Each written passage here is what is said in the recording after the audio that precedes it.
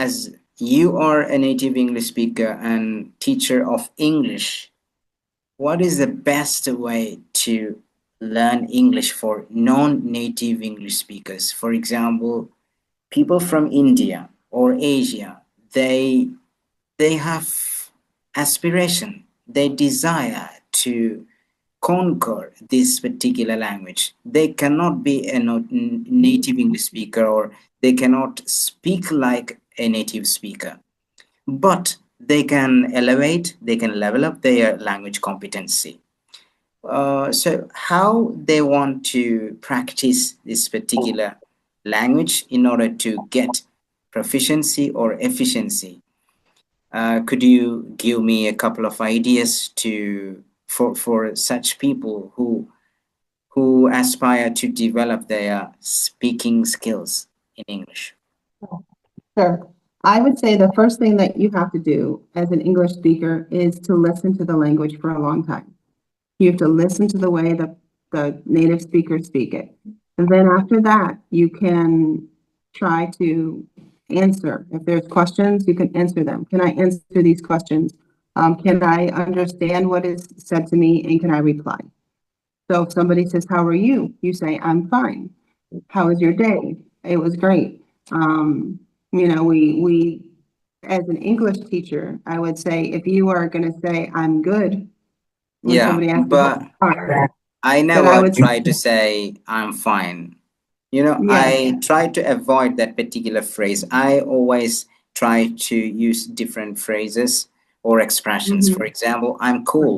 I'm pretty well. I'm okay. I Yeah. I am happy. I am all Mhm. right.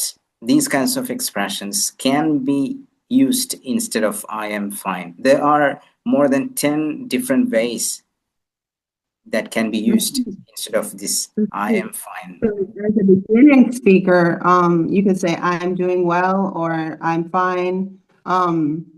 I'm good would mean like you're a good person, because good is an adjective. So you would say Yeah. I'm well, but then it sounds like you're not sick.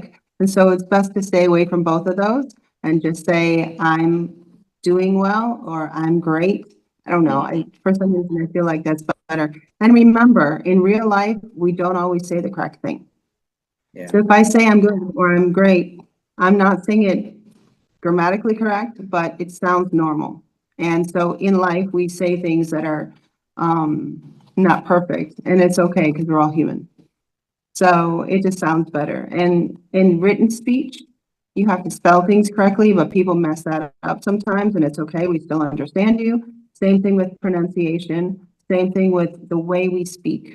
Yeah. We One don't thing, say things. let me just add to that particular area. Some people confuse about how are you, how are you doing, what do you do? When I ask this question to some people, or if they are asked by any others, just like how are you doing, they try to say, I am writing a poem, I am learning English now. So they misunderstand that question. So it is really Right, confusing for beginners. So, right. how are you doing? We can answer, I'm doing well, I'm doing great. You're Mhm. right. So I'm just adding something to it. This is a confusion among Right. beginners. It's Well, not let's, it's not about their culture, but it's about their experience. They don't have much more experience in conversation with non native English speakers or people from other countries.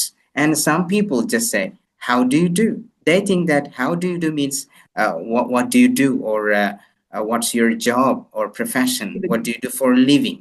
They wanted to mhm. ask, what do you do for a living? But they Right. just, how do you do? Means, I think it's just like a greetings. How do you do? It How is. do you do? It We is. can respond, how do you do? Just like hello, hi. Exactly. So what are you doing? Activity. How are you doing? How are you feeling? Perfect. So, You have yeah. been explaining something about the effective way to learn English or Mhm. improve speaking skills.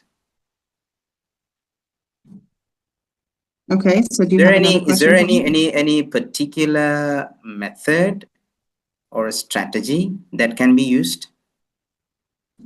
I think that the best strategy is the one that works for you. Everybody may learn differently, but I think the best way to start is like for me, I'm visual. So I want to see the words on paper.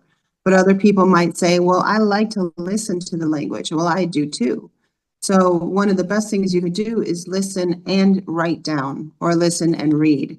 So audio is important. Like I have some things that I put online, like a conversation and the conversation is on paper or on the computer, you see the words, but then you also have the audio.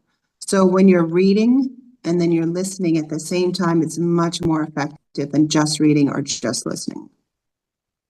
So by That's the first reading, thing. one can improve his or her English. Yes, A good reader can be a good speaker because he can use the phrases or expressions in the real life, in the real conversation. definitely. Yeah. I think it's important to use natural speech, not artificial AI speech or formal speech like you're going to be in a academic setting. I think it's the most important thing you can start with is the normal, everyday, connected speech, the way Americans speak, because we have a English is a timed language. It's like a melody. So if you speak like this, you don't sound natural. And if you speak I don't know, you don't have the phrases correctly, if you don't pause in the right places, it's unnatural. So you have to listen to real live people speak, listen to videos on YouTube, watch TV, listen to radio, listen to podcasts, listen to people around you that are speaking English. How do they sound? Where are their pauses? How do they express themselves? And you'll see that most of them are understandable, even if they're fast, because they connect the words in the right places. So it's really important to pause in the right place and to connect the other words fluidly. So when people don't do that, that's when there's misunderstandings. All right. Reading newspaper may help these learners to develop their language. That idea occurred in my mind years ago. I started reading and I kept on reading for many years. So what I understood is I got so many vocabulary, so many new words. I worked on it, just finding the meanings on dictionary. So Right. this process, if we continue this process, this is my own experience. So if we continue this process, we can understand the sentence construction, phrases, different types of sentences, passive voice, direct Yes. in Active reported voice. speech. Yeah. Yeah. So we don't want to learn grammar specifically or separately. What do Right. you think about it? I agree. Sorry. Grammar, grammar is fine if you're just learning. You need to know the difference between a statement and a question. You need to know where to put things in the sentence, like subject, verb, object. I am going to the store. Okay, great. And then if I were teaching a beginning class, I would say, who is going to the store? Are we going to the store? When are we going to the store? How are we getting to the store? I mean, you just kind of take those questions and you have the question and the answer. You know, I'm going to the store to buy milk. What are you going to buy at the store? So you learn natural construction by just going in a loop with these sentences. And you can find many ways to substitute other things like, my name is Mary, your name is Alex. His name is Mark, and just go in a circle. And then you could also substitute, I went to the bus station, I went to the grocery store, I went to the school. And so you have lots of ways to learn that. But then when you listen to a conversation, it's so much better than just learning basic grammar because you can pick out the right constructions. You can see how people naturally speak. and you can look at question tags. So if I say, it is sunny out today, isn't it? I put the positive at the beginning and I put the negative at the end. And if I do it the opposite way, it isn't going to rain today, is it? Then you put the positive at the end. So people learn that, and they also learn how to make a question correctly. We don't use do. When we speak in real life, unless we're very emphatic, like I do want to go to the store. But if I say, do you want to go to the store? Yes, I want to go. And there's no do in that answer. So if we are learning question and answer, so it's the opposite. You are going to the store. Are you going to the store? And so that's really important. And a lot of native speakers don't even think about the fact that they do this, but they do. And also non-native speakers, if they don't learn correctly, they will say, where it is my jacket. My jacket is, and they'll just say it backwards. So you have to say, okay, I understand you. Perfect. So if you are conscious of wanting to sound good in your speech, if you're wanting to sound intelligent, then you'll do it the correct ways. All right. Another idea flashed in my mind just now. That is focusing on different sentence patterns or constructions. For example, this way, a beginner or intermediate or advanced level learners can elevate their language and they can illuminate their life with this particular language. Obviously, it is possible. I have proved. I often use this method in my teaching in the real classroom. For example, one phrase or one sentence pattern. There are hundreds of sentence patterns. For example, would like to. That is a standard sentence pattern in English. Would like to. Subject plus would like to plus verb one. Using this sentence pattern, a beginner or intermediate level learner can create as many sentences as he or she can. For example, Exactly.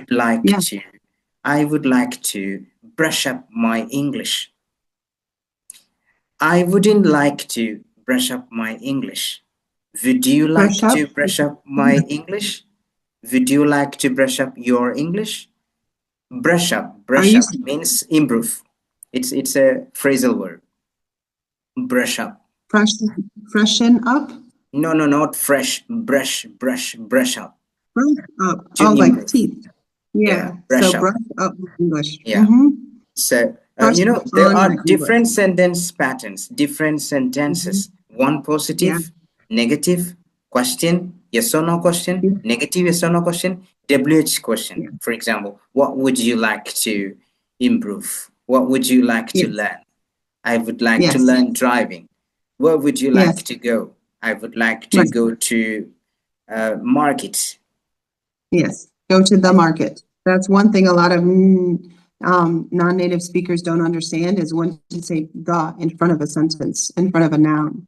So I would like to go to the market. I would like to go to the mall. I would like to go to the house. When you say I would like to go home, you don't need the. You don't need it in front of work either. So I would like to go to work. I would like to take a car to the market. But yes, that's little things like that make a difference. Mhm.